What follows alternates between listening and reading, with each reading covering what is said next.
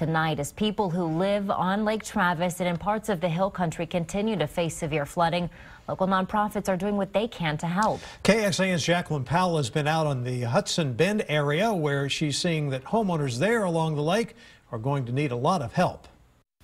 The people who live in these areas around Lake Travis that were hardest hit obviously had to leave, had to evacuate. You can see these are not livable, so this area we're in right now is pretty much abandoned. They're just focusing on shelter at this point in most cases.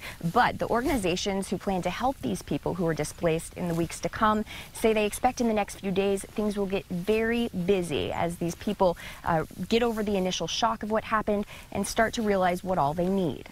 This is the biggest flood I've ever seen here. Jim Pilato was the last person we could find on Lake Travis. I live on a sailboat in the middle of the marina. He evacuated Friday afternoon, and now, like many of the homeowners who surround the lake, he has to find somewhere to stay. I don't know. I have to find out, go to a friend's house or something. As Jim and others focus on temporary shelter, nonprofits like the Austin Disaster Relief Network are preparing for what happens next. It's been busy this week, but we expect an increase of that in the week to come. ADRN is taking in truckloads of donations and training these call center volunteers.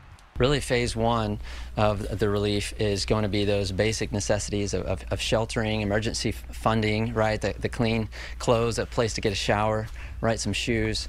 They'll have all of that, but people like Jim know It's just a little difficult for a month or two after the flood. ADRN says that's why it'll be most important to sustain donations even as the water recedes.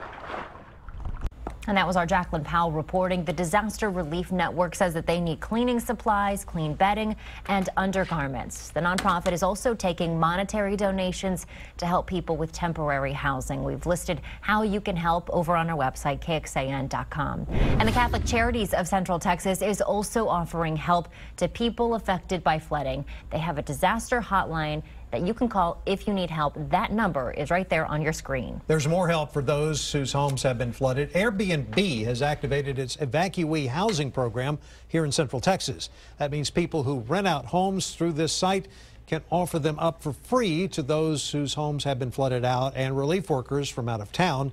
They did the same thing over a year ago for Hurricane Harvey. Airbnb hosts in Bastrop, Blanco, Burnett, Caldwell, Gillespie, Hayes, Llano, Mason, Travis, and Williamson counties are eligible to participate in this. Hosts can offer a free place to stay through November the 8th. Water in Marble